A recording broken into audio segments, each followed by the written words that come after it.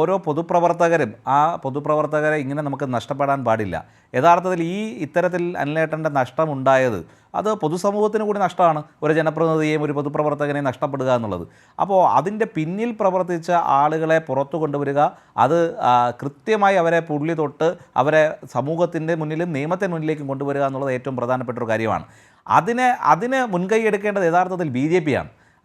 അവരുടെ ഒരു നേതാവ്, അവരുടെ ജില്ലാ ജനറൽ സെക്രട്ടറിയായ ദീർഘകാലം ജനപ്രതിനിധിയായിരുന്ന ഒരു ജനകീയനായ ഒരു നേതാവ്, അവരുടെ ഒരു കേഡർ, അങ്ങനെയുള്ളൊരു കേഡറായിട്ടുള്ളൊരു ആളിന് പറ്റിയ അതിന് പിന്നിൽ പ്രവർത്തിച്ചവരെ പുറത്തു കൊണ്ടുവരാൻ BJPക്ക് യഥാർത്ഥത്തിൽ ഉത്തരവാദിത്തമുണ്ട്. പക്ഷേ അതിൽ നിന്ന് അവർ പിന്മാറുകയാണ്. ഇപ്പോൾ CPM തീരുമാനിച്ചിട്ടുള്ളത് ഞങ്ങളുടെ എല്ലാ ലോക്കൽ കേന്ദ്രങ്ങളിലും ഞങ്ങൾ ഇതിനെ സംബന്ധിച്ച് ഞങ്ങൾ പ്രതിഷേധ പ്രകടനവും യോഗവും നടത്താൻ വേണ്ടി തീരുമാനിച്ചിട്ടുണ്ട്.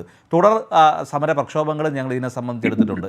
യഥാർത്ഥത്തിൽ അദ്ദേഹം എന്തായാലും സ്വാഭാവികമായി അനിലേട്ടൻ മരണപ്പെട്ടു പോയി. ഇനി നമുക്ക് അതിനകത്തൊന്നും ചെയ്യാൻ കഴിയില്ല. പക്ഷേ അദ്ദേഹത്തിൻ്റെ മരണത്തിലേക്ക് തള്ളിവിട്ട ആളുകളെ നമുക്ക് പുറത്തു കൊണ്ടുവരാൻ കഴിയും.